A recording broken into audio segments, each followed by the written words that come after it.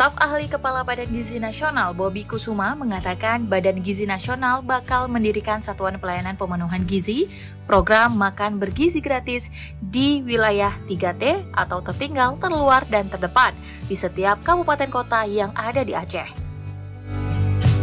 Minimal 3 titik SPPG akan dibangun di setiap kabupaten kota, kata staf ahli Kepala Badan Gizi Nasional Bobby Kusuma saat menggelar pertemuan dengan PLT Sekda Aceh M. Nasir di kantor Gubernur Aceh pada Rabu 14 Mei 2025. Lebih lanjut, guna mempercepat pembangunan SPPG, Bobby meminta pemerintah kabupaten kota menyediakan minimal 3 titik lahan untuk dipinjam pakai BGN. Pihaknya juga akan siap membangun lebih dari 3 SPPG jika Pemda mampu menyediakan lahan yang lebih. Bobby menyebutkan minimal kriteria lahan yang dibutuhkan diantaranya memiliki luas minimal 1000 meter persegi dan berada di dekat lingkungan sekolah.